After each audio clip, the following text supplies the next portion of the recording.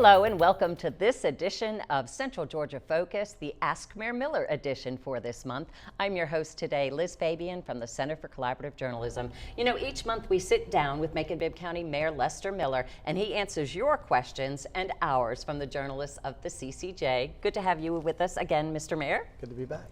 Of course, since our last program, one of the biggest announcements of your administration was the opening of the pickleball courts at Macon Mall. And for those who missed this week's announcement, can you tell us a little bit more about that operation, how it's going to work, the name of it?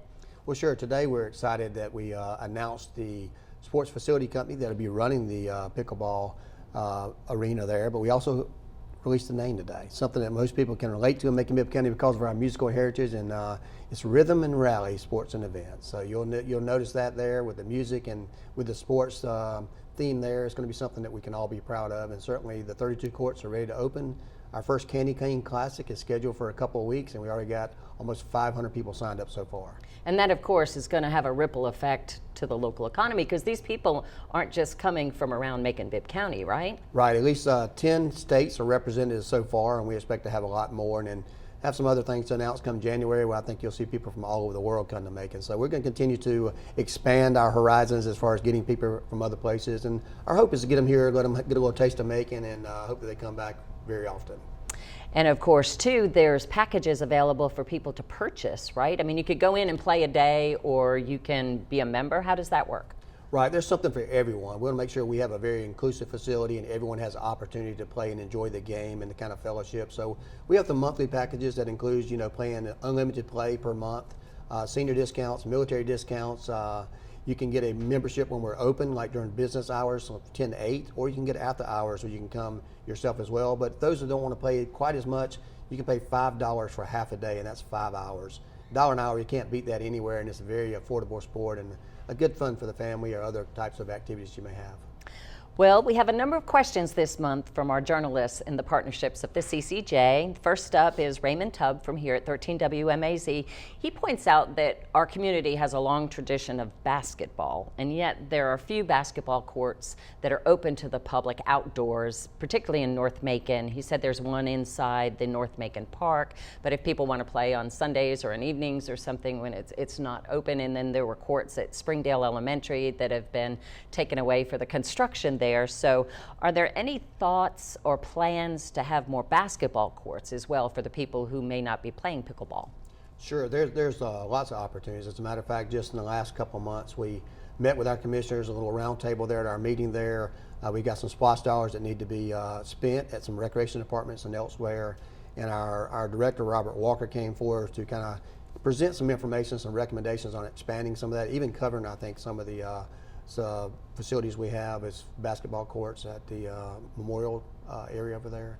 So there are lots of opportunities to expand that. And of course, in the 2025 SPOS, I think you'll see some more opportunities there for not only people to play it, but also to promote the sport through some tournaments, just like we're doing in pickleball, on a larger scale for basketball and AAU and things of that nature. So I think there's a lot of things on the horizon. Basketball is one of those things where you have to have other programming inside a recreation center, so sometimes you may have the youth in there and people can't play. But we are expanding those. At the same time, it's hard to build a big basketball to make it affordable and profitable to maintain, and you can't do it like a small venue like you do at a pickleball. But I think we're going to do that, but as the weather gets colder, less people are going to be playing outside anyway, and they'll go to the recreation centers indoors. And of course, also right there next to the new pickleball Rhythm and Rally is the amphitheater that's coming along. Just this week, it was announced that Jason Aldean will be coming home next October to play there. There's been a couple of other concerts announced, but are there plans for a special grand opening, and is there anything that you can share with us how that's going to be? Will it be a community celebration? Will it be a big name artist, or anything you can share about the developments at the amphitheater? Well, I can say we're getting excited about the opening. I don't know if you've driven by there or looked at some of the drone footage, but the grass is green. They're starting to put some finishing touches on some area. We're going to go all the way up until opening time, which is going to be in March. We've announced 3 shows so far. None of the opening shows have been announced, and I expect that's going to have some local flair and some local artists there, and we'll announce that in the near future. But the 3 acts so far are probably going to sell more tickets than we've ever had in our history at any one location in Bibb County, and we're excited about that. Riley Green and Tracy Lawrence was the first one we announced, but not the first act. And then we had ZZ Top, Leonard Skinner, and Stone Cold Cherry, and recently Jason Aldean and a host of others. There's about 27 more to announce. There's going to be something for every genre. Don't worry if you don't like country music, if you don't like the rock so far, there's going to be something for everyone. And there's also going to be some local festivals, and we have some local promoters that are going to get involved and have a seat at the table and be able to do their own special events at the location. So we're excited about that. It just takes a little time to kind of get that information out. So we're asking people to be patient and realize that we know this is for all of our community, and we're going to make that happen. Will that opening coincide with Cherry Blossom, or will it be before or after, or is that too much information for right now? I expect it to be right before Cherry Blossom, and I think the first show we have is at the end. The first one that we announced so far is at the end of Cherry Blossom, but certainly we're going to try to work hand in hand with some type of sponsorship with Cherry Blossom. Now, of course, playing off of Macon's music heritage has been primary goal of tourism and even in development here, like with the fixed-based operation at the airport looking like a guitar from the air and all of that. So are there any more plans progressing for that? What is the timetable for construction of that facility, and have you had any progress in trying to lure more passengers service to the airport? What I can tell you, there's a lot of interest there now. We've had some good turn of events as far as cargo coming in there and being able to make some money off that, and found another avenue to create economic development for Macon-Bibb County, new jobs, and for some money coming into the airport. So we're excited about that. We're still working on the additional airline and also other locations for this airline because of the expansion. Be another year and a half before the expansion is completely finished, but we expect the RFP to go out probably sometime in March or April to have people starting to submit bids on the FBO that looks like the guitar. A lot of interest going on that. FBOs are very popular around the United States now, and certainly ours is going to be in huge demand. Our fuel sales have gone up dramatically since we took over the FBO out there, and that makes it more valuable, and we'll be able to attract a lot more talent to the area. And the county also recently announced a property swap with the hospital authority, and the county will be getting the Macon Health Club and the former bank building at the corner there of Cherry and First. Any plans for those buildings that you can share? Anything concrete? Because I know it's right around the plans for the Otis Redding Center for the Arts. Carla Redding Andrews was involved in that announcement. So anything you can share about that project? Well, it's moving along quickly. We expect some things to happen on that very quickly. Right now we're looking at the possibilities. Some of those I can envision would be, certainly the health club will be back. At least part of the health club will be back. A place you can go play basketball indoors, a place where you perhaps can play racquetball. Certainly can work out and do all the gym things. I expect a restaurant probably there nearby as the old city club type. A hotel and some apartments there. So it's going to be a great development right there. It's going to complement the Roding Foundation that's happening across the street, in the Hotel 45, and the revitalization of the auditorium there. I expect some movement on the temple there as well, and some news coming up on the Rosa Parks Square as we get into the next 12 to 18 months. So I think that whole area is going to really come together in a great way, and we're probably going to expand to the river and past the river on some new projects that I'm excited to announce in the future. And do you envision the lofts or the hotel being in that bank building, or do you also have the property behind the health club? There's like a parking lot where that could be like new construction. Well, there's 3 buildings there, but 2 of them are attached together, and you have a parking lot already there that's about 120 parking spaces. It cost you probably $20 million to build that, and we got it basically for free. We envision putting that back on the tax rolls at some point in time and being able to earn some tax money on that. But I think the hotel, the health club, and apartments there are going to be that. Maybe some retail on the bottom floor as well, but and a new restaurant there. So it's very excited about what's going to happen there, and I think it's going to come to fruition very soon. But the whole process is probably going to take anywhere from 12 to 20 months. All right. Well, when we come back, we'll talk more with Mayor Miller about his vision for downtown and beyond.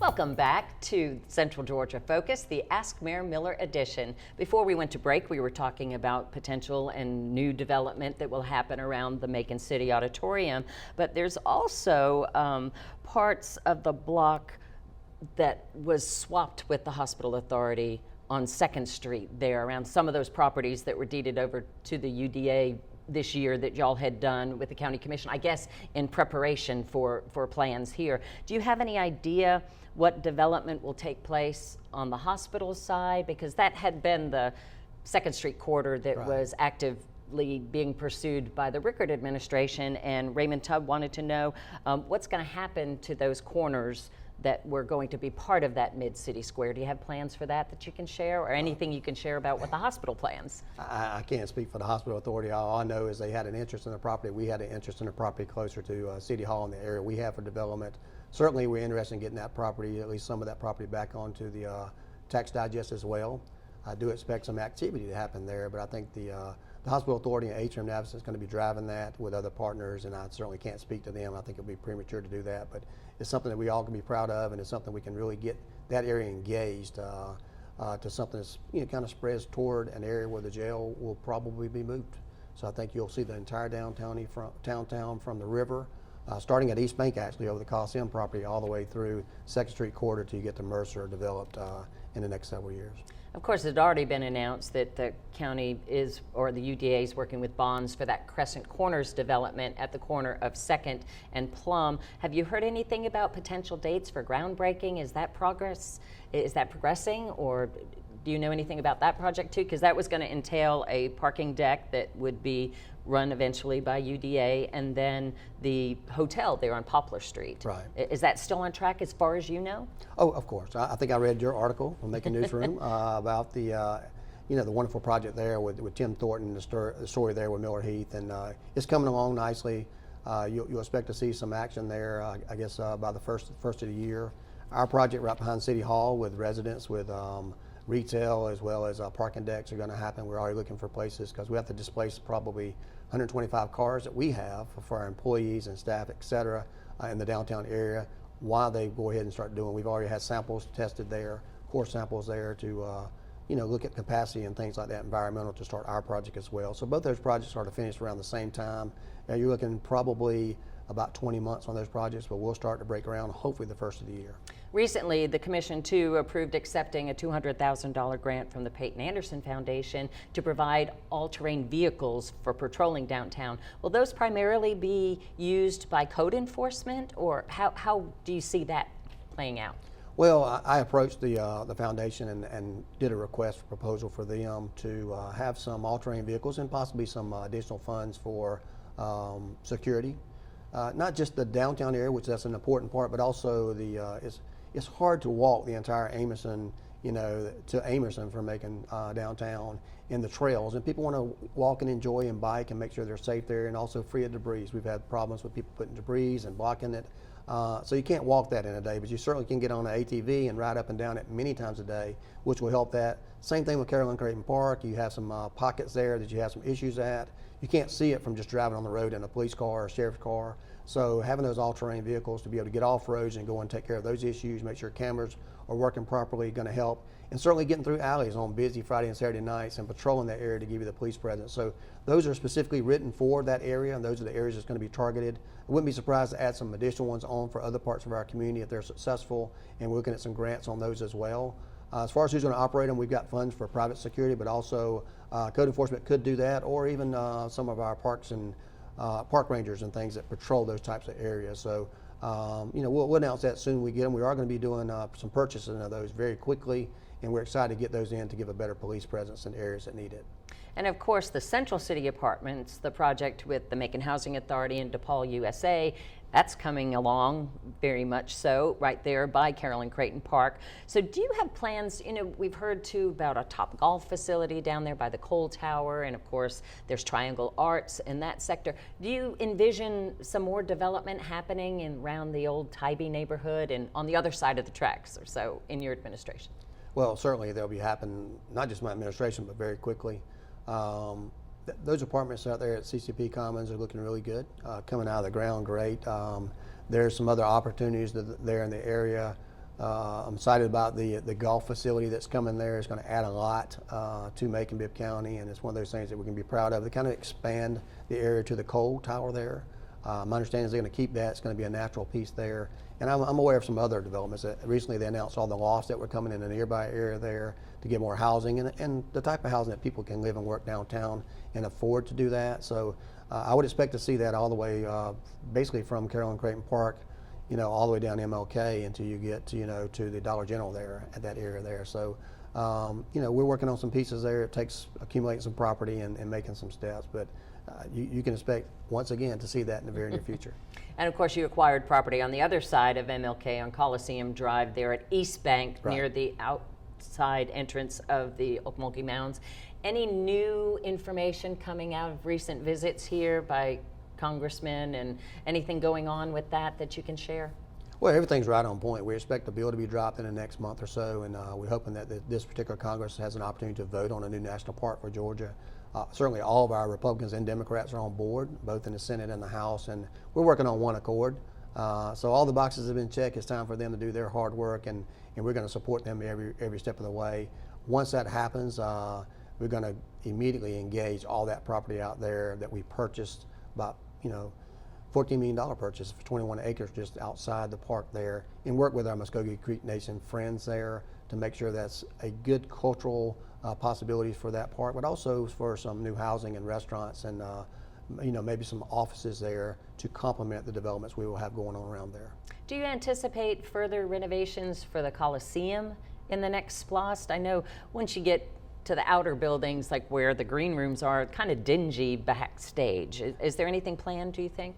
Certainly, I think that would be one of the recommendations coming out of my office, is to look at new convention space, possible arena, and we own all that acres over here, about 75 acres across that side there, and with the interstate being completed in the very near future, yes, it's going to be completed, at least the downtown portion of that, and the new entrance is going to Macon is going to be on 2nd Street, so that's right there, so I expect another entrance into the Coliseum there, some new pregame type activities there, and ventures where we took the Chamber of Commerce down, so a lot of that's going to be engaged, and it's going to happen very quickly, but it's going to need to happen at the interstate and after the people decide on whether or not they want to support a SPLOST or not.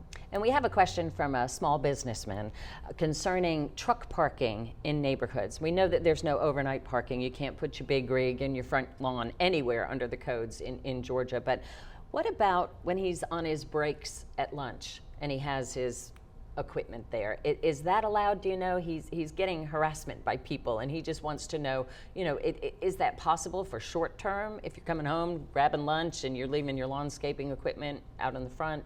Well, I can say no one's getting harassed. I mean, if anybody's making any comments toward them, they're violating the law. That's a planning and zoning issue, certainly not under the auspices of the mayor. But I would talk to planning and zoning about that. There has been some pros and cons. People, believe it or not, your neighbors will call in and complain about it, and then sit there and say, I don't know why they're coming up to your house. But we wouldn't go out to locations. Planning and zoning wouldn't go out to locations if they get complaints from neighbors. Even if they're your own family members, and it has been on some occasions, they just don't like those trucks being parked there in the front yard or on the street to make it dangerous. So, that's a planning and zoning issue. Hopefully they're going to tweak those to be successful for everyone. I know there's been opportunities for people to have truck parking in several locations, and as much as, people said they need them, they're not being used. And it's something that certainly, maybe they just don't want to pay for it, but it is the cost of doing business, and I think that's something that we need to happen. And we want to take care of our truckers, and we're very good supporters of them. At the same time, we get complaints from neighbors all the time. Well, still to come, we will be talking transportation, pedestrian safety, and road improvements. Stay with us.